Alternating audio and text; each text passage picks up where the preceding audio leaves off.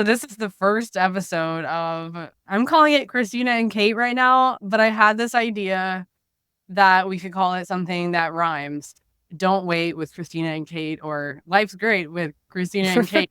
I don't know, something like that. I'm gonna ask ChatGPT to come up with some ideas, but what do you think we should call it? I don't know. I started thinking of really silly things that instead of rhyming with Kate, rhyme with Christina.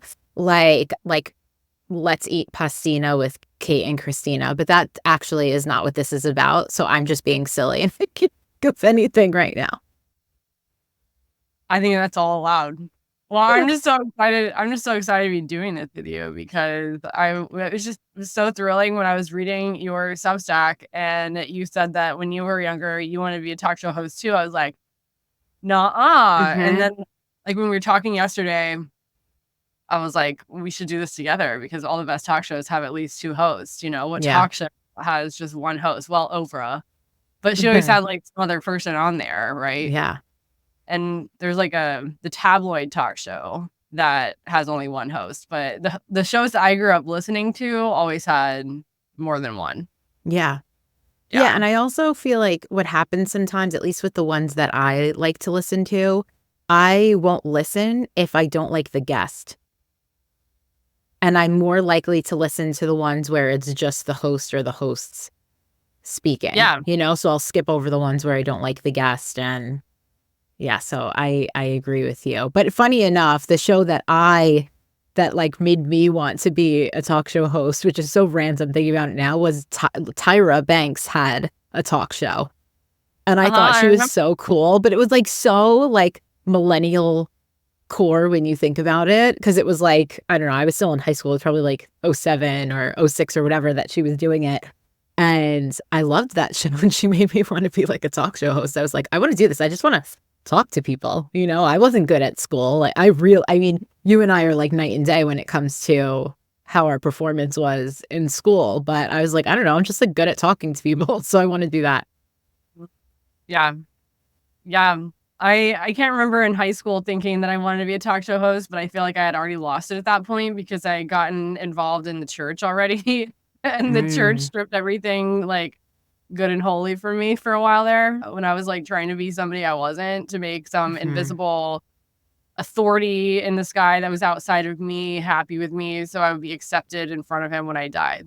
Absurd. Yeah. Like that Yeah. was my life at that point, and making sure I was doing all the right things, and of course pleasing my parents, making I was getting good grades because I thought that's like my job. My job was to like make these people that raised me or gave birth to me, and I did for the most part until I didn't, and then it was like pandemonium. Like that was the hardest part when I had my breakdown in 2018 after my divorce and was just falling apart. I was just falling apart because I think I had spent so much time trying to be somebody I wasn't. I made my parents unhappy, and my mom had never been more angry with me. She didn't know what was going on. So, of course, like in her stress Mhm. moment, she blamed me for what I was doing to her. And my sister did the same thing. And that was difficult. And I have a lot of understanding and compassion for it now. But then I was Mhm. like, what are you like? You're just mad because I'm not being who you want me to be right now. Like Mhm. I'm not being the perfect, happy child that you thought you had when a lot of that was just me trying to keep them happy so I could Yeah. avoid the wrath, right? Because both my parents had wrath that I saw them not take out violently against my sister. They didn't. It was like not physically violent, but man, my dad could yell, my mom could yell, cold shoulder, that sort of thing. I thought about telling my mom I was starting a talk show with my friend, but I don't think I'm gonna tell her now. Like, I think she's still a little like sensitive about when I talk about my growing up because Yeah. she's like, I did the best I can, right? But if you follow a lot of these TikTok influencers and Instagram influencers that are and like psychologists that are talking about childhood trauma and stuff, they say, that's a very common reaction to parents when you want to talk about how things were. And I just want to talk about the past version of my mom. I don't want to talk about the current version of my mom. But I think a lot of people have a hard time detaching themselves from who they were in the past. Mhm. Yeah. Yeah, it's so funny. I feel like both of us, we did things differently, but both of us have this good sibling thing that kind of held us back. And when you Yeah. think about it, it probably would have been better for both of us to like rip the Band-Aid off sooner. So even though I wasn't a good student, that also wasn't pushed so much in my house. Like, my mom would get annoyed that I wasn't a good student because she came to this country from Italy when she was 5 and, like, learned how to speak English and just naturally loved school. Like, she gravitated towards school. Books were an escape for her. Like, she would get in trouble for reading while family was hanging out, you know? We were just very different naturally, and she didn't understand why naturally I couldn't just be good at school, and she was a single mom, and, like, she couldn't understand why, like, other kids would come home and their parents would have to sit down and maybe do the homework with them. And I would just lie and tell my grandparents that I did my homework when I didn't. Like, I made it through school because I was just, like, a nice kid. I was a respectful kid. I was smart. I understood what was going on. I just didn't do my homework. And also, like, I'm so against homework. I don't like, if I have children, they're probably gonna be homeschooled because I don't believe in teaching kids that they should, like, work all day from 8 a.m. until 8 p.m. So that's a whole other thing. But I wasn't very good in school, but she also didn't push it very much. For us, it was more of like this, it was about being well behaved, you know? So I had these dreams of wanting to do things a little bit differently, but then it was like society would always kind of come back with, no, you're doing it wrong. So I did what I wanted to, you know, like I went to makeup school. I ended up dropping out of college. Then I still became like a corporate slave anyway, because I worked for a big company and I did things right. And even though what I really wanted to do was maybe like be on YouTube and do tutorials and like I wanted to just be out there. I've always wanted to be out there. And instead I like censored myself. And I think that both of us growing up with siblings who were always like the problem child's getting in trouble, we were like, no, I can't be that person too, right? We had to be the good kids. We had to be the good girls. And yet now I look back at, you know, with my sister and I'm like, good for you that you were a little rebellious. And also like somebody probably should have been getting to the root cause of like why you were being so problematic. Like I feel for her because it was obviously because of like what was going on in our childhood with our dad and stuff. But it's like now when I talk about things in the past, it's the same reaction. So I think it's very normal. And you have to feel for them, right? Because nobody has like a manual for how to be a parent, you Right. know?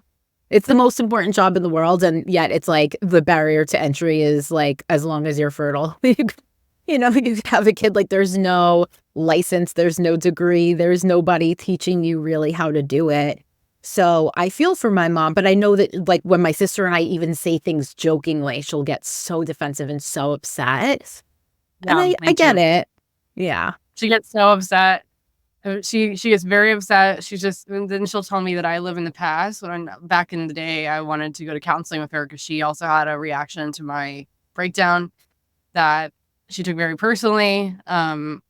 And I was like, well, let's go to counseling. And she's like, no, you're the one who needs to go to counseling. I've already moved on from the past. And I'm like, well, if you can't talk about it, you haven't moved on from it. And if you're still acting and treating me as if I'm someone that you knew in the past, then you're the one stuck in the past. Like, I want to go to this so we can move forward and help us both let go of these versions of ourselves that we no longer are. But so there's so much letting go that has to happen when you try to have a relationship with somebody who doesn't want a relationship with you or thinks you're somebody else. You know, that's just like a state of mind, like the energy zone. My sister gets stuck in fighter mode a lot where everybody's kind of out to get her. And that's when you start looking for things to get mad about and causing scenes and like becoming the victim when you were just meaning to be playful, for example. And it's not something that I used to get bent out of shape about it. Like I should have a relationship with my sister. I need to repair this, thinking that it was my fault, you know, because like nothing I did mattered, you know. She had like made up her mind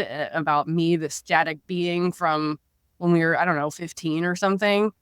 And I did an MDMA therapy session when I was living in Amsterdam. And the thing that came up was my sister. And I reached out to her and I was like, I want to talk about some stuff. And she's just like, well, you were the reason that I was so angry when we were growing up. And I'm like, okay, there. I didn't know what I know now about like the fighter energy where you blame somebody else for how you feel and not asking, you know, why do I feel this way? What feelings am I having? how am I getting triggered right now? We didn't have any of that vocabulary. We didn't get taught any of that stuff. It was like, we weren't going to therapy because that would mean something was wrong with, the perfect Roll twins. Our last name was Roll before I changed it and got married and other foolish childhood things. I was seriously a child when I got married though. So you were smart. You waited until you were in your 30s to get so smart. Smart. It's like nobody tells you that your brain isn't fully developed and you just think you know who you are. But I look back and I remember how I felt. I remember the feelings that I had. I remember how I felt when I was in a room full of people and how unsure of myself I was, how non-introspective I was. I just kind of felt empty inside. Like I was just carrying around this empty shell. I didn't feel like a real person. And I would hold my breath a lot, just being in places, just this anxiety in my body that I didn't know how to explain. I didn't know why it was like that. So I would just try harder. I would try harder to fit in. I would try harder to be a better Christian because most of the circles I was in at the time was like a Christian circle. And it weighs on you when you're trying to be somebody you're not. It makes total sense that you have a breakdown when you get divorced, because like I was so relieved I don't have to be somebody I'm not person anymore. I don't have to be somebody I'm not. I don't have to make his parents happy. I don't have to put on a smile when I really want to put on a frown. I don't have to force myself to have sex with him anymore. Although that had stopped a month before he said he wanted a divorce. I told my ex-husband I didn't want to have sex with him anymore because he was sleeping with somebody else. We were both seeing other. He was in a relationship. I remember that. Yeah. Yeah. And he had told me that we couldn't have sex without a condom anymore, which is fine with me because like it burned. Like I think it was just a reaction. Like I wasn't supposed to be that guy and there was just like reactions and I wouldn't understand that. I didn't understand that for a long time, but because I was on birth control when we got married and stuff, and I thought I was attracted to him when I wasn't, and thought there was something wrong with me when I stopped taking the pill and I didn't want to have sex with him anymore. I'm like, my libido is gone. I have to take all these herbs to like fix it. I've come a long way in understanding what's happening with the body and how these chemicals and hormones and synthetic things can affect it. But I told him, I think it was like, we were in a hotel room at an event and that was the last time. That was in August. And I was like, I just don't feel attracted to you anymore. It's great that you have Carly. I want you to be happy. I really didn't think we were ever going to divorce because we were best friends. We were best friends. We were the person that we spent the most time with, that we could tell anything to for the most part, except I was so unaware of the stuff that I was not even telling myself. I was like, I would have thoughts of like, how the heck am I going to spend the rest of my life with this guy? How am I going to spend the rest of my life having sex only with this guy when I don't feel anything when I'm with him? Yeah. And I found him gross. Not that he is a gross person. He's not a bad-looking guy.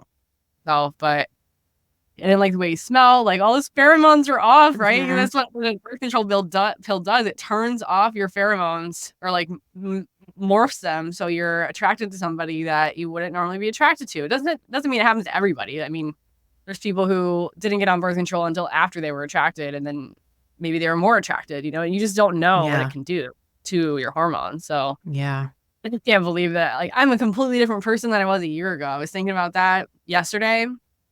And I was thinking about how I felt when I first got in the van and how I felt at campgrounds. And it's almost a year. It'll be a year and like a couple of weeks that I've had my van already. And I just can't believe it. I can't believe it. But things have changed so much. And yeah, I'm just excited to be here with you and talking about all of it because I think everything's on the table. Yeah. Yeah, absolutely.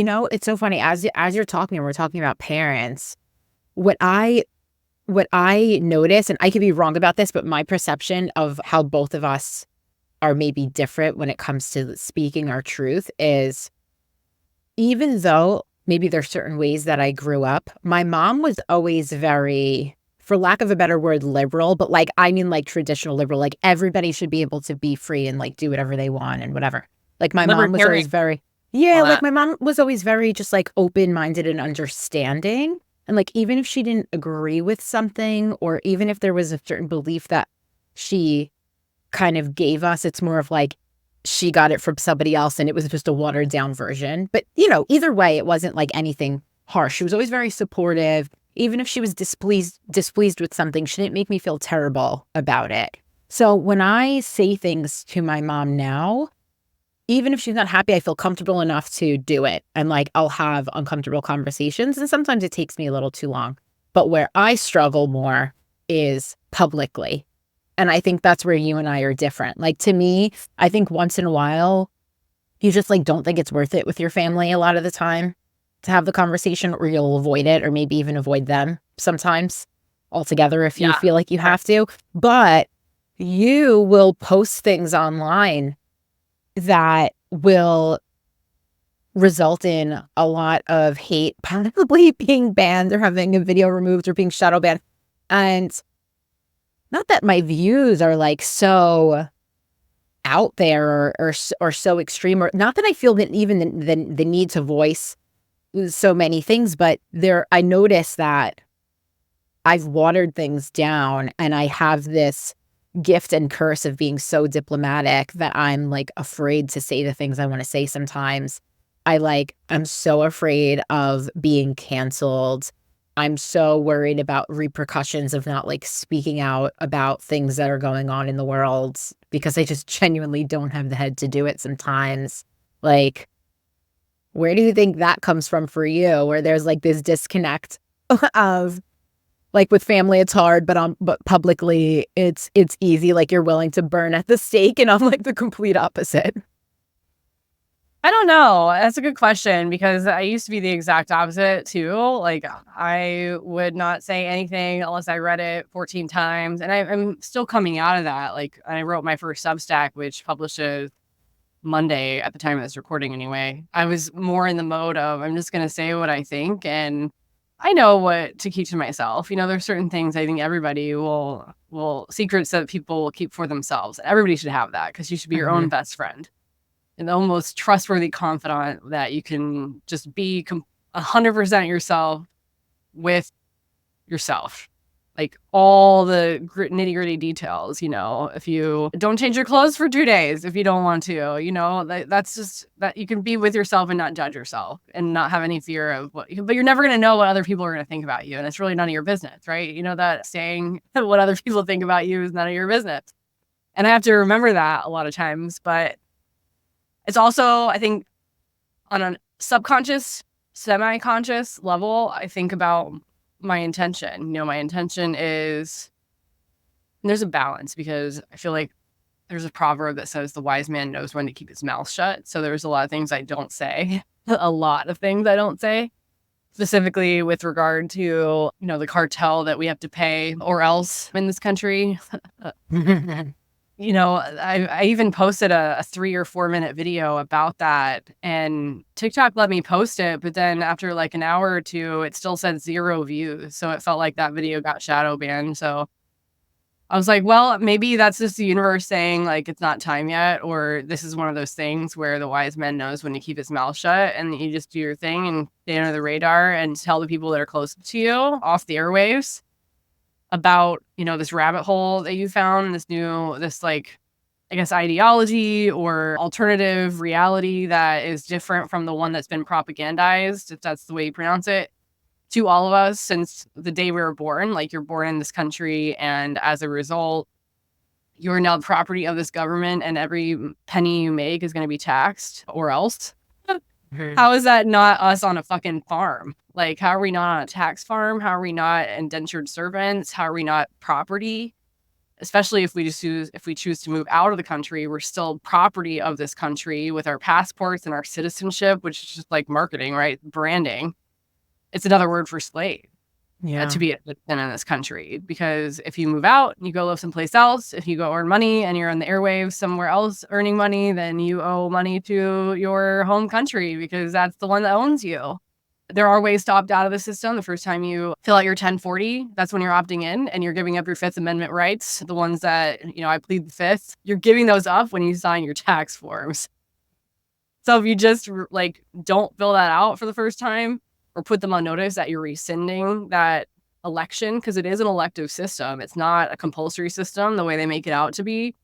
But if you sign that 1040, you're agreeing to be part of that. You're like, I agree that this is a system. I would participate in it. But they prey on our ignorance. They prey on our vulnerability of not knowing or unawareness. And so that's why I'm so huge on awareness now, because you don't know what you don't know. Like you saw in my slide presentation. So those of you listening to this, Kristina and I work together. I've been working on summer projects for selftransformation.com. She's helped me with my social media because she's just a creator queen and just has a brain that I don't. And I think we just make a great team like that. So I have this slide in a presentation that I'm working on where it's just 3 bubbles, and there's 1 big bubble and 2 smaller bubbles.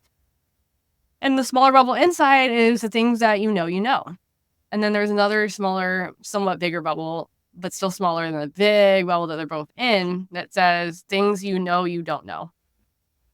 And then everything else on the outside of those 2 bubbles, I call them the awareness bubble, is the things you don't know. And if you've ever said to yourself, I didn't know that was a thing, right? People used to say that to me with Proofread Anywhere all the time. I didn't know proofreading was a thing, that's your awareness bubble increasing. So things from the vast outside, the unknown, can be pulled into your awareness bubble, and your awareness bubble can expand.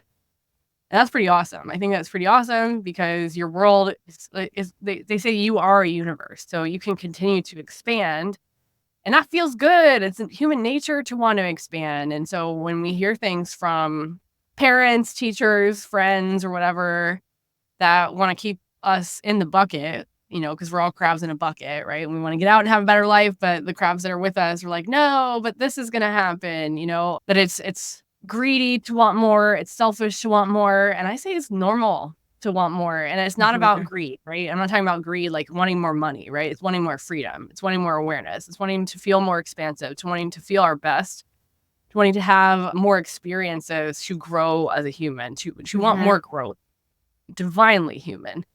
And it is, when people say that wanting more just arbitrarily without knowing what that means, that's ignorance right there. It's just saying, oh, that's greedy. Well, who told you that? Who told you it's greedy to want to expand as a human, to want to grow and evolve as a human and to become better? Who told you that was wrong? Where'd you get that, Yeah.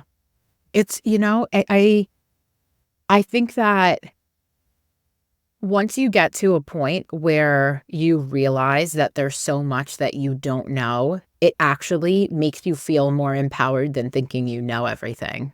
Yeah. It's like, it's so weird. Like, knowing that you know nothing makes you feel better because there's always more possibilities. Yeah. And it allows you to let go. It allows you to trust, and like, lately, I've been having this thing where I'm like questioning all of the goals that I had and all the things that I wanted. And it's because for a long time, I thought that the only way for me to be successful and have freedom was to go after certain, career opportunities or business opportunities. But when you let go and you're like, no, I know the type of life that I want to live and how I want to feel, and like whatever opportunities are available for that will find their way to me if I allow them to, it feels so much better. And then also it brings up this thing of like, people want things, and I'm putting quotes on that, want things, and they don't actually want them. And I think that you can probably attest to this as somebody who's now living in a van. Like, you could be, living in a really big property and like driving a fucking G-Wagon and like doing all of this stuff, right? Because that's what you're supposed to want as a successful person. And I think a lot of people just look at these markers of success and this like overconsumption, these things they're supposed to want. And I don't think people know what they want. And that's why that for me, I think that's why I like couldn't find the success that I was after for so long, is because I thought I was supposed to want a really big house, and I was supposed to want a really fancy car, and I was supposed to want insert whatever thing here, right? And meanwhile, I think that the things I really want are much simpler, maybe not even so simple. Like, I know that I want to do a lot more travel, but I don't necessarily need to stay in a 5-star hotel when I travel. I just like want to be able to go and see the things that I want to see, right? So we're told what to want, and then we're told how to get the thing that we want, and neither one of those things are aligned. And yeah, I think about like human design. Like you were talking about how you used to have to like heavily research something before being comfortable enough to speak on it, which is very aligned with your human design. Not to confuse anybody, but like in your human design, you are like a investigator, you're a researcher. You're meant to go down that rabbit hole. But where people get stuck sometimes who have that same trait is that they will never feel like they know enough. And for you, a big part of just like growing up and something that you seem to have to remind yourself of often is that you know enough, right? Like you're always going to desire more info, but like you understand that you don't always need more, so you don't have to hold yourself back. Yeah. So Yeah, it's certainly a work in progress. I think kind of piggybacking on what we talked about earlier, coming out of our shell and saying the things and being brave enough, because I think there's a lot of people who have an online platform that are not brave enough to say, I don't have the answers. But I mean, one thing I learned from coaching school is that you don't have the answers for your clients. You don't have the answers for anybody but yourself. And I think that's what's valuable about bona fide coaching, not the toxic coaching that are very familiar with. Where I'm a coach and I'll just tell you what to do. Coaches don't tell you what to do. Good coaches do not. They ask you questions. Doesn't mean they can't teach you anything, right? I teach in the transformer. But good coaches will ask you questions that maybe you haven't asked yourself and get underneath the things that you're saying, ask questions about the things you're saying to just help you sort through your own inner wisdom and to remind you that you have the inner wisdom, because so many people have been taught by marketing, and it's marketing is what it is, and marketing that you don't have the answers. The answers exist outside of you. And for me, that started when that really became apparent that was the world that we live in is ruled by marketing. We are in this corporatocracy. The world we're living in is ruled by marketing. The answers are outside of you. It's in this product. It's in this pill. It's in this physician. It's in this doctor. It's in this test. It's in this mineral. It's in this drug or whatever. It's in this person, it's in finding love. It's in having more money. It's all outside of you. But yeah, as a person who lives in a van now, it's not. All of it's within you. All of it's within you. God is within you. So that's why I left religion. Major, major exodus from Christianity, because it teaches you, even though the Bible says, and Jesus himself says, that the kingdom is within you, you have to ask God in Christianity to come into your heart. You have to invite him. And like there's no separation. That's Satan's, if you believe in Satan or the dark side or evil or whatever, if you believe in that, that's the biggest lie, is that you were ever separate to begin with from God, from the wisdom that's within you. That wisdom, that intuition within you, that's God. That's not saying that you are God, that I am God, but we're all connected to God because God is everything. So God is all. God is good. So how can we be bad if we are made by good? And if all of the stuff that we do that's bad is out of ignorance. So if you just don't know any better, and people who commit murders, right? They think they're doing the right thing in some way, shape, or form. They think they're doing something good for themselves. It's totally misguided. It's totally ignorant. But that's where they're coming from, And there's science that's coming out now. I learned about it from Dr. Daniel Amen, actually, who founded one of the clinics that I went to get my brain scan when I was falling apart at the seams. And things that can get in your brain, like toxic heavy metals, certain things can impede the function of your brain, can prevent certain thoughts, like makes you think crooked and just not normal, not healthy, I guess. It's probably a better word than normal, because there's a lot of things that are normal that aren't healthy. And that can cause people to become serial killers. That can cause people to have narcissistic personality disorder, all the different other personality disorders, bipolar, ADHD, all has to do with where these heavy metals are placed in the brain, which since they enter through the bloodstream, they can get lodged in the brain at any time, right? Because the blood is trying to feed all of that tissue and the metals can't get out. They can get out, but not with the traditional therapy that we're given when we go to a psychiatrist, right? So I learned by my life breaking down, learning about this world of psychiatry and the multi-billion-dollar marketing budgets that pharmaceutical companies have to convince us by advertising on television, where the US is one of 2 countries in the entire planet that pharmaceutical companies are allowed to market directly to consumers on TV. So when I realized that, and it's a multi-billion-dollar, billions and billions of dollars every year to market disorders directly to consumers to convince them that the way they feel is because of something that their drugs, their synthetic drugs, can fix. So organic bodies take this tiny blue pill full of aluminum, artificial colors, and other chemicals that suppress the symptoms, alter the function of your brain. We're not going to look at your brain. We don't know really how this works. We just know that the symptoms go away. But what they don't tell you in those commercials, I mean, they do, but they say it really fast, and it's in fine print on the bottom of the screen, is all the side effects and all the illness that these side effects are fucking illness. They're illness. So you're going to take these pills because that's your only option, right? And just because something isn't science, this is the crazy part. This is the thing that really gets under my skin, is that so many people have been brainwashed to believe, and I wouldn't know this had I not gone through it. So many people have been brainwashed to believe that because science hasn't discovered or uncovered, official science, I should say, because I think they actually know what's causing it. Just because there's no cure for bipolar disorder, ADHD, whatever, fill in the blank, OCD, that means that there isn't one and there never will be one. So the only option is to take these pills and go to therapy, right? Yeah. Just because they don't know doesn't mean it's not there. So there's so much power in saying you don't know. Doctors, most of the time, they're not trained to tell you, I don't know. They're not trained to say that. They are trained to look authoritative and, ask your doctor. And so I was telling you yesterday about wanting to do this documentary about bipolar disorder and the truth behind it, but not get the majority of that information about it from doctors. Of course, I'm going to consult doctors, but not the mainstream ones, not the ones who are paid by the pharmaceutical companies. That part I'm going to be exposing.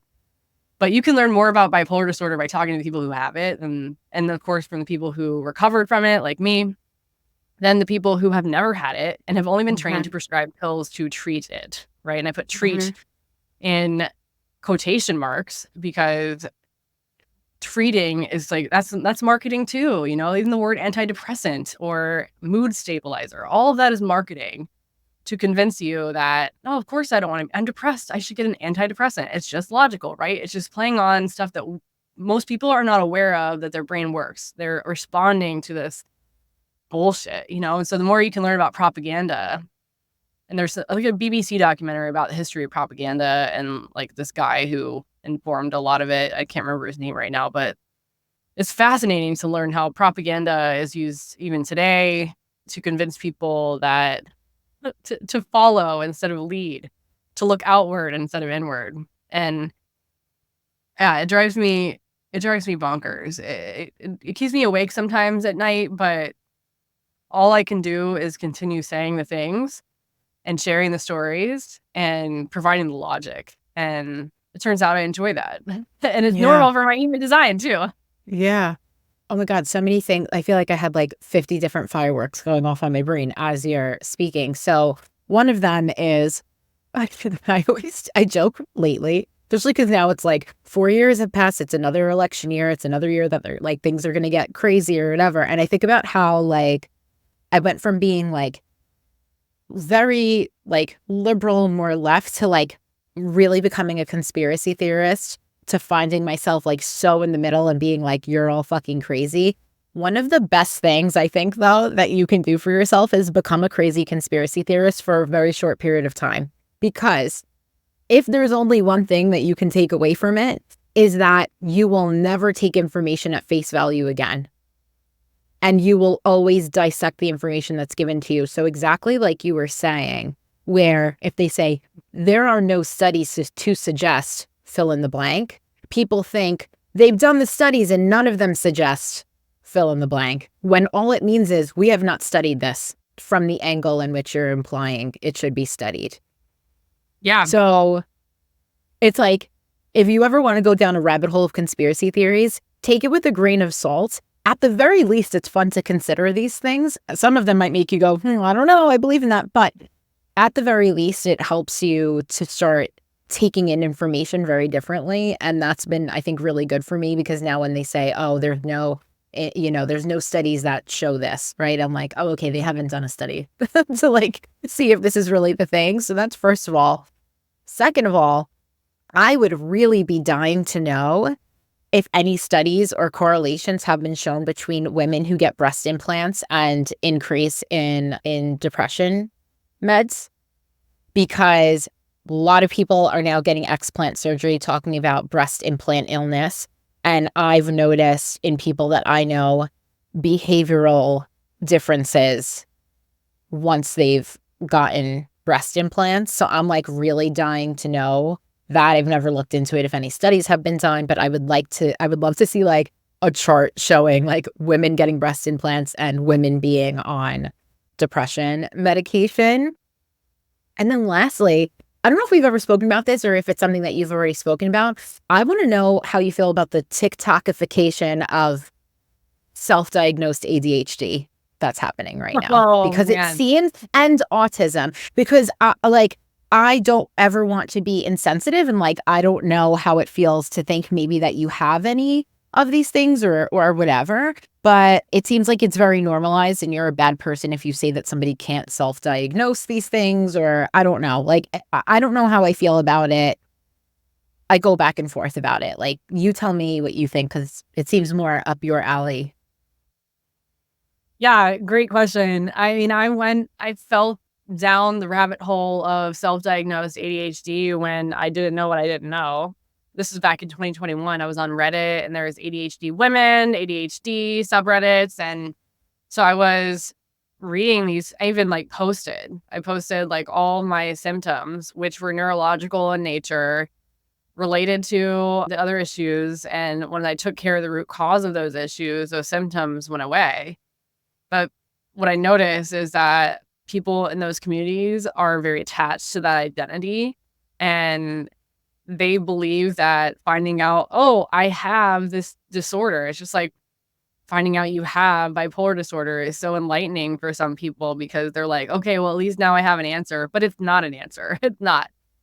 And in the medical medium texts, of which I am a scholar and will be a lifelong scholar, ADHD is linked, just like autism, to presence of metals in the brain. And it just depends on where those metals are. Usually it's the midline of the brain for autism, and those can end up there at any time. They can be there from birth because metals pass through the bloodstream, and they can be in the eggs, in the sperm with which we're conceived, through which we're conceived. And so that's how those metals end up being genetic, right? When it's actually hereditary, and there's two different things. But it's interesting because I used to follow a lot of those influencers on TikTok talking about ADHD and women and late diagnosis and helping people get diagnosed. And then I get targeted for ads a lot for get on meds for ADHD. It's just, drug dealing essentially is what it is. And I was also on Adderall for a while. My psychiatrist at Amen Clinics actually prescribed it for me. And it helped. It helped in some ways get out of the funk, but ultimately I ended up destroying all of them because I had hundreds of pills left from getting my prescription and then not getting it and just not using it. And the last time I took Adderall, I got just huge headache. And there's toxic ingredients in it too. There's blue number 1 or whatever color blue it is. There's metals. There's, obviously amphetamines. I was going to say, it's also meth. It's also basically meth. Yeah. And it's going to be, it creates adrenaline from your adrenal glands, and it depletes your body. So you get short-term effects, so you can help yourself in the short term. But in the long term, it's going to, I used to say I have a friend, but the former CEO of my company, he's a year younger than me. And I've blocked him since February because he's extremely toxic and manipulative and mean and just not a good guy. He has had completely gray hair for a really long time, and he's younger than me, and my hair is going gray, but it's related to stress. And if you're constantly taking 80 milligrams of Vyvanse, or I think 70 milligrams is how much he was on, Or if you're constantly pumping yourself full of Adderall every day to go and get things done so you can be normal, not looking underneath it and seeing that there's something below the surface of that label, ADHD, then you're kind of still in the dark, right? Because those labels, they're not real answers. And Anthony, the medical medium, talk about that a lot. You get these answers from medical professionals that are just labels. They're just Band-Aids. And that's what these drugs are. They're Band-Aids for a problem that can be addressed. And nobody really talks about what my diet's like or what your diet's like in these ADHD forums. And some people do. And I've thought about, that's one thing that I think the wise man knows when to keep his mouth shut. Like, I don't want to go in and stir up the pot and go in these forums and reply to my original post and say, like, all these people were welcoming me to the ADHD community. Congratulations on figuring out what's going on and all these things. Like, it's like cheering you on for having this label. And it's like people like to belong, right? So it's just their human nature to want to belong to a community. But ultimately, it's not really an answer. And if you're not addressing the underlying causes for this thing and you're just treating ADHD or bipolar or whatever it is as this phenomenon that you can't do anything about, then you become a victim of it. And so these communities and these influencers are promoting coping. They're promoting coping, and that's very popular because so many people they live in the victim world. They might not even realize it, right? They're just like, this is how it is. It could be rationalizer energy, a lot of fighter energy, but they live in that reality and they don't believe, because they believe that's reality. They don't believe that anything outside of that reality exists. So their awareness bubble is very small in that way. It could be very large in other places, but in the ADHD realm and the mental illness realm, oftentimes very, very small. And that was me before I got diagnosed so many times and got pulled into the system to see what it was all about and understand it. So your awareness bubble is so small. And if you're in this community of people who believe that they're stuck this way and they're just looking for tools and ways to cope, that's still victimhood. It's fighter and victimhood. Because if finding ways to cope is like fighting back, right? Fighting back against this disease, this mystery illness, this genetic abnormality. Your brain is wired differently. There's no proof of that. If the brain is wired differently, it could absolutely be what I already talked about and will mention again, the metals in your brain, because your brain is an electric grid. And so if there's metals in certain parts of your brain that affects your executive functioning, and you're getting stressed and that brain lights up and those metals start to heat up and it starts to fire off like signals and that electrical grid that you wouldn't normally have if those metals weren't there, it's going to cause symptoms. It just makes sense. Yeah. So yeah, but I'm not part of those communities anymore. Every now and then I see somebody who pops up and says, yeah, so I'm autistic, and like, that's your whole brand and it's all about identity. Right? So if you want, and more power to you, if you want to identify as autistic and you want to talk about it, that's who you are, is autistic. But I encourage everybody, and it's why I teach what I teach in the Transform retreats too, the identity incubator classes. It's like, you can be whoever you want to be and you're choosing that. So if you're choosing to identify with autism, ADHD, bipolar, making it part of your identity, they've got you. There's a whole industry emerging for ADHD. Those drug companies are like, yeah, and there was a huge shortage of Adderall, Vyvanse, all these stimulant drugs. There's a shortage of them because so many people think they need them now. Yeah. And nobody's deficient in amphetamine salts. Nobody's deficient in mood stabilizing drugs. Nobody's deficient in antidepressants or anything like that. And there was a big study that came out in July of 2022 that proves that depression is not caused by low serotonin at all. Completely debunks all that, but they're still parroting that because that's what they were told, like in the 70s or 80s, by the drug companies, that this is what we think is causing it. If you repeat a lie often enough, it becomes the truth. Yeah. So I think that's what's happening is these communities are so convicted of their situation, of their diagnosis, of their victimhood, right? Totally sucks. I hate this disease. This is the worst disease ever. And it's just like, if you want to focus on that, you're just going to notice more of its effects. Yeah. But if you want to focus on, okay, looking outside of what you think you know and being open, having that intention of solution-oriented, solution-focused instead of problem-focused, the whole world opens up. And so, yeah, back to those awareness bubbles of when you know you don't know much, then you know that there's answers out there, because that's the thing with science, especially science, medicine, the answers are out there, but just because science hasn't found it yet doesn't mean they don't exist. That's how I Right. feel at medical medium. People are like, oh, well, he's a quack. Like the guy that ran my company, that was a big thing that got me to block him, because he was just like insistent that Anthony William, the medical medium, was a quack because he's not recognized by the American Medical Association. Duh. Like, duh, he's not recognized because Yeah. he calls everything that they say into question, and he tells the truth about what they're doing to us. And that's so powerful. And he would refuse to read the book. And I was like, I can't, your energy sucks. Like, I can't be Yeah. around it. And telling me I was scamming people, and by telling them about medical medium and being on the side of a quack and all this crap. And it's like, I don't need that Yeah. energy in my life. But people will, when they feel defensive, because he's the kind of guy who thinks he knows everything, people feel defensive about stuff. Then they start calling you names, and they start saying, well, oh, you're just Mhm. like following a quack, and like, you're so dumb to like think it's real. Never mind, I've healed from this information. Right. He's seen it happen, but he's blind, right? People who think they know everything, they think they know who you are. And I think people with narcissistic tendencies, and that's definitely who this guy is, will think of you as a static thing. So Yeah. he still saw me as the version of myself that I was when I signed away my power to him in my business. So he still sees me as this dumb girl who hasn't like grown at all since Mhm. I've allowed him to take control. And it became more and more apparent, and that's why I ended up blocking him. Like, you have not changed, and you haven't even Right. noticed that I've changed. And it's because you Yeah. haven't changed. You think I'm just like you, and so I'm like, I can't. He's getting Mhm. married, actually. Yeah, whatever. I Yeah, feel bad for her, but I it's do funny too. because that Well, kinda, like, comes back full circle. I think that when you're in a position that's unfavorable, it makes other people around you feel better and feel more comfortable mhm. sometimes.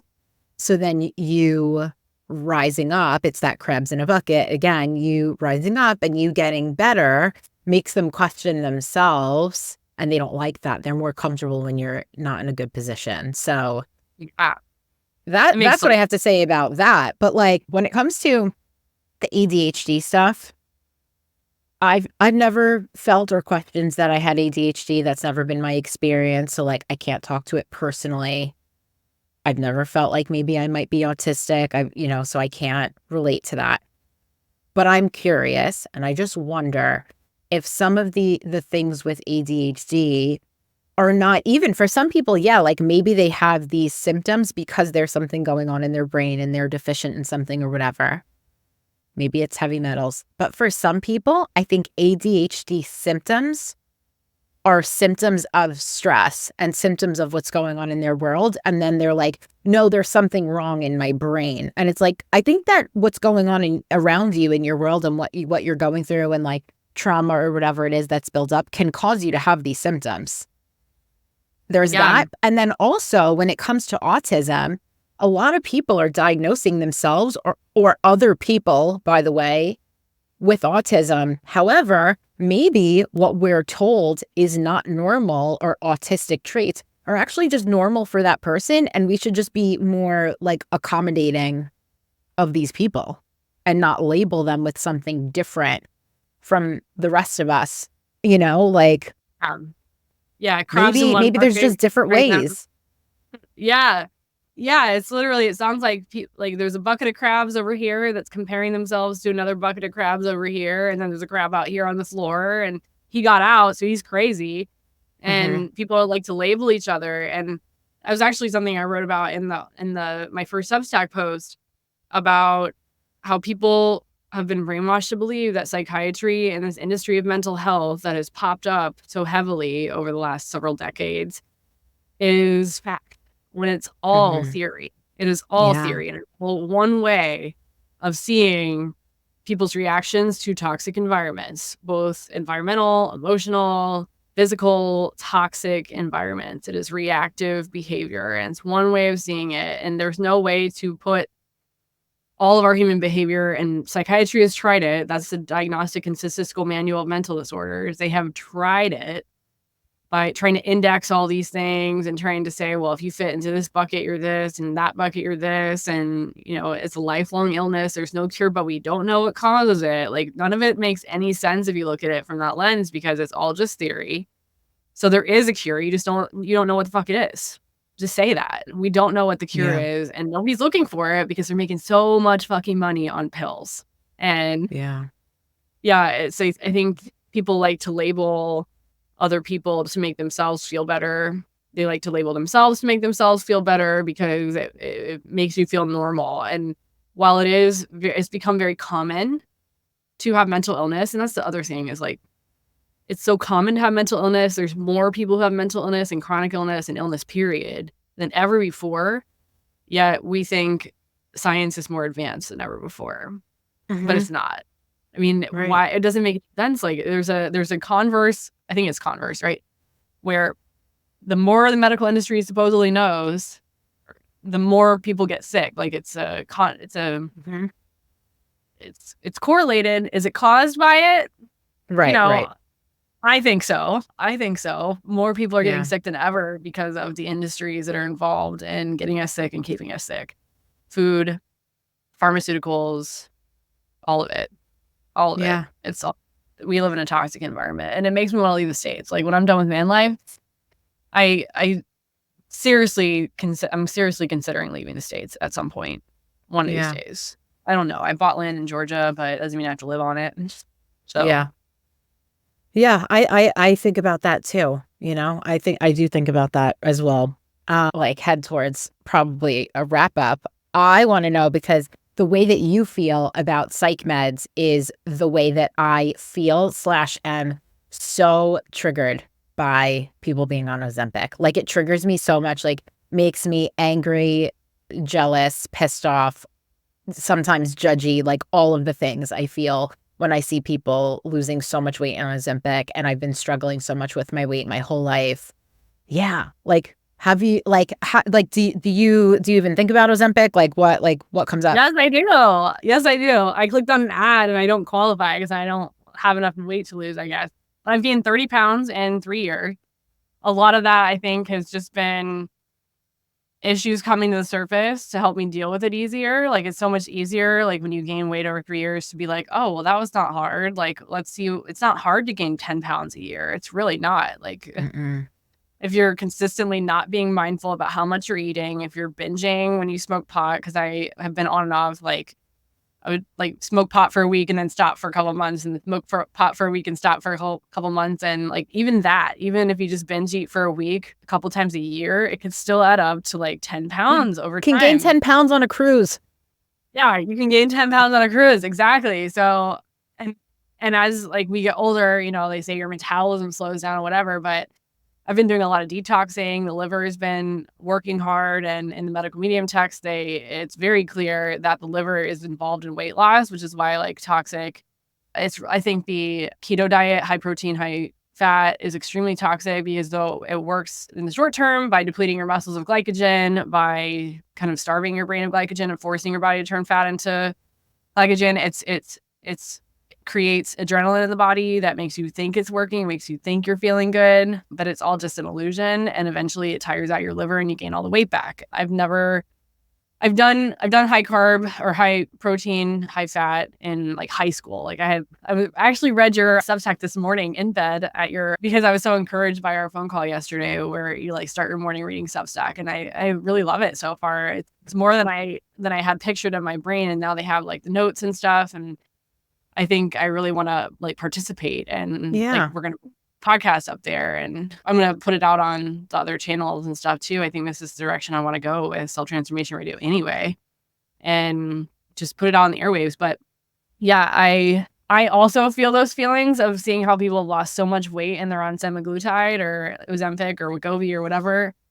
And I've heard about the risks, and I'm like, okay, short-term gains for long-term what? Like, what are you setting yourself up for long-term? And are you taking care of the root cause for why you gained the weight in the beginning? Because even though you might be eating intuitively, if you're still not losing weight, if you're in a calorie deficit and you're still not losing weight, it's an indicator that there's something physical underneath there. And it's most likely the liver, because a lot of these people have probably been on involved in the high protein, high fat fad. It's a fad, and it taxes the liver. It taxes the liver, and the liver is involved in processing fat. It's involved in processing and filtering everything. And when it's full of crap, it's full of stuff, it starts storing it. It starts storing it because it needs to. Same thing with toxins. Toxins are stored in the fat. And so if you are taking in a lot of toxins over time, and that's why we end up gaining weight as we get older oftentimes, is because we have stored a lot of this over time, and then the liver slowly becomes more stagnant and more sluggish. So it starts like hoarding out these toxins into the fat cells. It stores in the fat cells. It's safer there. It's just store it in the fat cells. And then when you start to lose weight a healthy way, it happens slowly. It happens slowly. So I did buy a scale for the van. I used it this morning. I'm in the 170s. I'm 171.2 pounds according to the scale this morning. I've never weighed that much in my life. And I'm officially like overweight according to the scale, but I'm so much happier than I was when I was super skinny. And there's so much value to be, well, I feel better when I shed some of this weight. Yeah. And I'm working on it. I'm doing it now. I'm releasing what no longer serves me, but I'm doing it in a healthy way and getting to the core of my habits and being more mindful and not starving myself, not punishing myself, and noticing when I look in the mirror and say, ugh, like, or if I like am driving and I'm like poking my belly, like it's rolled over my pants or whatever, and like feeling the feeling. Cause I used to be so scared of being fat to the point where that's like all I cared about was like how I looked in my jeans. And I would just feel so self-conscious constantly, even when I was wearing a size 2, right? I felt so self-conscious. I haven't been a size 2 since I was 4 years old. That was never a thing. Well, I mean, I was probably like a 2-4. It depends on what clothing size I bought. But I was like so slim, but I wasn't as slim as so-and-so. And so are they looking at me? But I didn't realize at that time, this was probably like 15 years ago, that I was feeling this way, 10 years ago, that I was looking at myself or assuming that everybody else was as conscious of their weight and my weight as I was. I was like, oh, well, so-and-so is so super thin and she seems to be so effortlessly, and she probably looks at me and thinks, oh, like she's got some weight to lose. And part of that has to do with growing up in diet culture, growing up listening to my mom, my grandma comment on people's weight, and hear my grandmother yell at somebody, not out the window, although she might as well have. She was very feisty, I guess is the word that comes to mind, kind of lady, badass, walking down the street. Her windows were up, maybe down, but so it made me very conscious of how I looked, and I didn't want other people to yell fat ass down the street as I'm walking down the street. And maybe I'm waddling a bit more than usual, but it doesn't matter what other people think of me. It doesn't matter. And if I feel great, and if I'm feeling healthy, and I'm taking better care of myself, and I'm free, I'm in a low stress state of mind now, it's only a matter of time before my body is like, exhale, right? Because when you exhale, you just let all the stuff go. Eventually that's also going to mean, especially if I keep treating myself right, which is the intention. It's about setting the intention of treating yourself like your own best lover, like your own best friend. It doesn't mean treating yourself to decadent dinners, but you're also like the grown-up and the inner child, and you're parenting yourself. You have all these inner relationships with yourself. And I think about Botox and fillers now the same way as I think about Ozempic. It's like, it's so tempting because you see people getting results, and it's like, well, I don't have to stay on it forever. I could just get on it, and I could probably find some doctor to prescribe it for me, so I can just lose it really quick and be done with it. But then I haven't addressed the reason why I gained the weight to begin with. Right. I haven't. So, and it's the same thing. I don't want to say it's the same thing with Botox and fillers, but like, why I want to look at my face as I get older, and I'm already starting to do it. And when I see my smile lines, like, I love them. I'm like, wow, this is the experience of life. I'm getting older. I still feel like I did in many ways. Like, my inner child is still there. I still feel young. And as I see this vessel that I'm in aging, that's exciting to me. Like, wow, I'm progressing through this phase that I'm in, because death is just a doorway. It's not like I'm getting to the end of life, period. That's just social construct. It's a human construct that death is the end, right? It's just the beginning of the next phase of life. And this body is just my vessel. And I used to. I think this is the driving force behind my fear of getting fat. I used to identify with my body. I was very identified egoically with my body. I am my body. And I remember the first I was working out when I think I was listening to somebody say, like, you aren't your body, you're in a body. You aren't fat. Your body has fat, you know? And it's an identity thing of what does it Mhm. mean about me if I have extra weight? Like, am I lazy? Am I, you know, whatever fill in the blank adjective that you might tell yourself. Am I a slob? Am I unscrupulous? Whatever you might want to describe yourself as because you have this extra weight. There's a story behind it. There's a story behind it. And we can have compassion on ourselves and ask ourselves why, why I have this extra weight, why I want to lose it or why I want to release it. I think I want to change my language around that too and stop saying I want to lose the weight. I want to release what's not serving me anymore. And yeah, and focus on feeling good in a healthy way, not a hedonistic way of like, I'm Yeah. just gonna smoke and drink and laze around because that's what feels good in the moment. We want to think about, like, I've been trying to focus on if I feel maybe sleepy in the afternoon, I stop and take a walk, or if I stop and sleep at a Planet Fitness parking lot, I go in and I walk on the treadmill while I watch an episode on of my show instead of just laying in Mhm. bed and watching it, you know? Just things that are gonna make me feel good, and ultimately, I feel like Ozempic, I would always know that I didn't do it authentically, I didn't do it and people will say, "Oh, well, you know, overweight and obesity is a disease," and I'm like, "Yeah, it's a disease, but that doesn't mean a drug is the thing that you need to rectify and bring that back your disease into ease." Yeah. It just means an imbalance, so you gotta find the Yeah. imbalance. The drug's not gonna help the balance, it's not. Right. Right. Almost Yeah. as you know what it is for me? I'm seeing people who are already not overweight really, or like maybe on the BMI, like ancient BMI scale, they would be considered overweight, but they're not. Like you look at them and they're not overweight. Those are the ones I'm mostly seeing on Ozempic, which is crazy to me. Like, I guess in a way I can almost understand if somebody is like life-threateningly big and like it would the long-term risks would almost be worth risking because their weight is like really scary. I guess I can understand it. That's fine.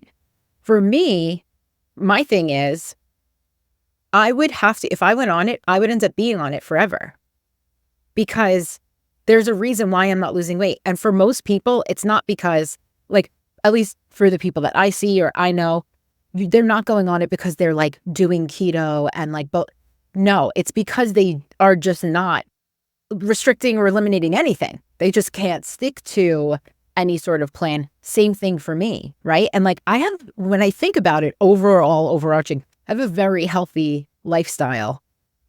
Typically drink enough water. I know you're not into caffeine, but I have 1 cup of coffee earlier on in the day. It doesn't make me feel any type of way.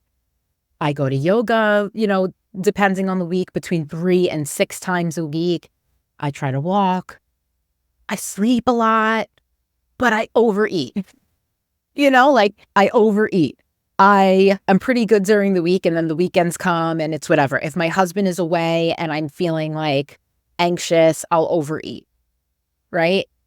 I know that I have to figure out the overeating and very slowly I'm figuring that out. And same thing as you. I mean, like I put on a really like a substantial amount of weight when COVID started because I wasn't working retail anymore, standing on my feet for 9 hours a day. And we didn't know what the world was going to be and whatever. So like my body was probably protecting me from something and whatever. But I know I would have to be on it forever. I know that it would suck so much to go on it and then get off and then put it all back. And I also don't want to be losing muscle mass. And that's what's happening, right? People are just rapidly losing muscle mass because you just don't want to eat. You have no desire to eat. It just like shuts that off in your brain. And I already was on birth control for 13 years and it's been hell coming off of it. I finally have a normal cycle, And I'm like, I would be a hypocrite if I then decided to go on something that made me disconnect from my body again. But I get so jealous and so upset when I see other people losing the weight that I want to lose. And then I feel so much shame and I'm like, oh, if I could just get it together and figure it out, whatever. But at this point, I'm just gonna allow it to be as like slow and reflective and just be in awareness of what I'm doing as much as possible because I can't. And also, my mom had pancreatitis once. It was like after she had gallbladder surgery. She had gallstones removed like 20 years ago. Afterwards, she had some complications. She said pancreatitis, which is a possibility when you're on Ozempic. She said it was so much worse than child's labor. She said it was Yeah. the most excruciating thing to go through. Yeah. So when you 30 years from now and you're reflecting back on today, this time of your life where you have chosen to have compassion on yourself with where you are in your so-called weight loss journey. It's like it's a self-love journey ultimately, and it's a mindfulness journey, and it's a acceptance journey, and it's a loving yourself journey, not in a health, not necessarily in like, I feel like the healthy at every size thing where they're saying that obesity is normal and obesity Right. is healthy is not good. But when you look back on yourself, you can feel so proud of yourself for saying no to that dependency, because you're right. Like if you don't take care of the root cause of why you put on the weight, then you're going to have to stay on it forever. And that's where they want you. They want you to be a repeat customer, and the drugs market themselves because people are like, can't help but show off their results or whatever. But where are they going to be in 30 years? What effects is that having on their Mhm. body that they don't see right now? What's underneath the surface? That has nothing to do with how they look. It has nothing to do with Mhm. how they look. And thyroid stuff, pancreas stuff, like that's serious stuff. And if you're putting your body in any state of imbalance, it's going to cause problems. You might not just not know what they are. And if it happens 30 years from now, 20 years, 10 years, who knows? We can't know. I think Kelly Clarkson was talking about how she had lost weight, and she didn't mention exactly which drug, but it's one of those GLP-1s, I guess, is what they call them. And she was not, I think she said something about how she needed the drug, even though she had had thyroid issues, or it ran in her family and have thyroid issues. I can't remember exactly what she said, but it's just like, but you don't know what's going to happen like 10 years from now, 5 years from now, 2 years from now. You don't necessarily know what's happening underneath the surface when you're putting in a substance that is not native to your body. It's like, is it an enhancement or everything comes at a cost when it comes with those drugs, like antidepressants. Yeah, you can suppress your depression symptoms, but you're also going to suppress every other feeling you have, and you're going to end up feeling numb, and you're going to make your brain dependent on the substance the longer you're on it. So where if you try to get off, all of your symptoms are going to come back, not in the form of the original illness, but in the form of withdrawal symptoms, because your brain has become dependent on this substance that it doesn't produce on its own, and it's learned how to function with it, to where if you remove it, it's like the house of cards topples. So I feel similarly about Ozempic. I feel the same way about Botox too. I was just with two older women in their 50s. I think they're both in their 50s, who were getting Botox and fillers, and my friend who I was with, and then she had her friend who's a doctor, incidentally, and she had to inhale laughing gas because it was so painful what she was getting done, like tons of filler all on her face. And she was probably like getting needles poked into her. And I was watching this, and I was like, I don't want that to be me. I want to be that nice old lady, not old lady, because, I think 50 is the new 40 now. 50 is the new 30, who knows? And so I'm even looking forward to it, but I did it for 6 years. I did Botox and a little bit of fillers, just like in my cheeks, but I haven't had it in 2 years now, and I feel better about myself not doing it. Do I look at people who I know have had it done and be like, man? Or I look at pictures of myself where my eyebrows are a little bit more lifted, and I had maybe my lips done. I had my lips done one time, which is you could almost not even tell unless you're me, right? You could almost not even tell. Do I like the way that looks? Yeah.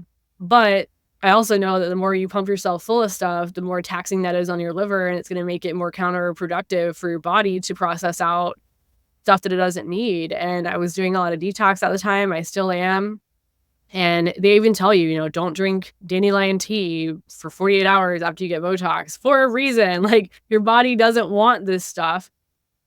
It's going to try to get rid of it. because it's botulism. It's a deactivated botulism, and it's doing something to your body. And there's recovery groups on Facebook for people who have similar to breast implant illness, people who have had reactions to Botox that, of course, they're not talking about, and things that, because that toxin can move through the rest of your body. It's being injected into the muscle tissue, but blood goes to the muscle tissue. And so it could pick up some of that, then move it to other parts of the body. And you just don't know what can happen. And so who knows, maybe that's why I put on weight, because I did Botox for 6 years, and I don't know. It could also just be going off of the Adderall too. You know what I mean? Like having that prescribed and going off. But I'm wondering, my sister, ever since she started getting Botox, we laugh now because I would always say to her, she's younger than me, only by 17 months, but every time she would smile, she would raise her eyebrows and I'd say, stop raising your eyebrows, And so whatever, she wanted to get Botox. She started getting Botox. She started getting her lips filled. And she's developed a crazy eye twitch.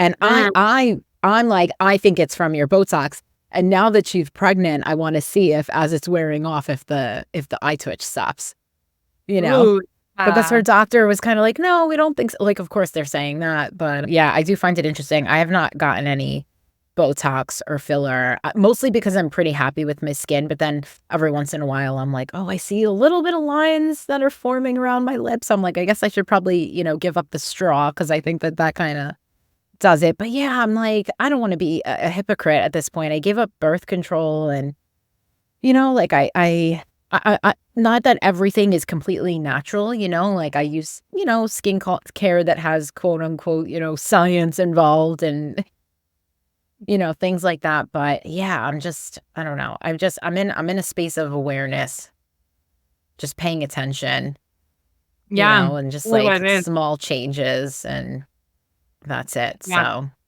I think that's the key, is just small changes. So I'm going to drink, maybe focus for the next week on more water, and then the next week add 30-minute walk, then add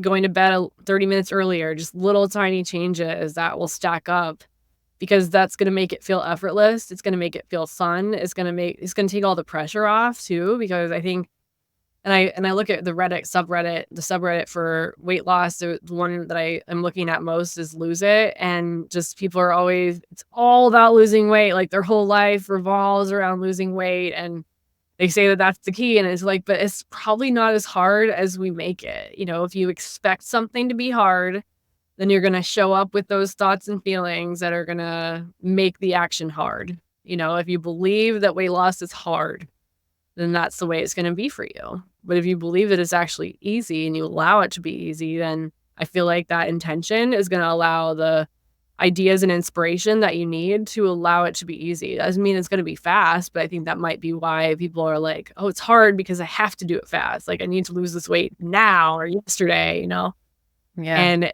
you can detach, if we can detach ourselves from it has to be now, we can detach ourselves from any particular results or outcome, and we live in the moment and we take care of ourselves in this moment. Because oftentimes overeating happens when we're not present, because we're thinking about something else, we're watching something else, we're talking. It's really hard for me to be present when I'm eating, when I'm talking to somebody else. It's like I don't pay attention to any food I'm eating when I'm in a restaurant with somebody. It's hard. Or I pay attention to the person and not the food, or I pay attention to the food and not the person. It could go both ways, but it depends on my state of mind. But I think if we detach from the outcome, and it has to be this, it has to be fast, it has to be, certain, or I'm a failure, what does it mean? What meaning are we attaching to weight loss? It's all about that awareness. So increasing our awareness on why we're doing what we're doing, how we're going to do it, and allowing it to be easy. Because I feel like the best things are if it's not easy, I don't want to do it. If it doesn't flow, it doesn't feel fun to me. Like this episode that we're wrapping up here, I think it's been the best podcast episode I've ever done, ever. Honestly. That makes me so happy. Yeah, just like flowing freely in a conversation with somebody that I know, like, and trust. And what I was thinking yesterday, and I think I was going to tell you, but then I forgot because I think you had to go or something. But I grew up being that kid who wanted to be friends with a lot of people, and they were just kind of not outright rejecting me, but you could just tell they didn't like me as much as I liked them. And it's just so cool because I noticed in our friendship that we love each other the same. Like there's that Mhm. equality there. Like we both Yeah. really want to talk to each other, and that's just Yeah. the best. I think that's what's going to make this show so good and so Yeah. helpful for all that we're willing to go there. Maybe we Yeah. call it go. Yeah, yeah, yeah. We'll have to mull over it a little more. But yeah, I agree. And it's just interesting because I think both of us are so open-minded and flexible, and we're both always willing to change our minds and hear something new. And we have zero interest in forcing anybody to believe anything we believe in. We both, I mean, I'm sure there's plenty of things that we have different opinions on. Like, I will be clutching you would have to pry my coffee out of my dead cold hands, and, like, that is okay, and you're not judging me for it, right? So, it's like yeah, so I'm excited. I think that this will be really good and a lot of fun to continue with, and hopefully other people like it too. Yeah, I think so too. All right. Well, that's a wrap for episode 1. Thanks for tuning in, everybody, and cut.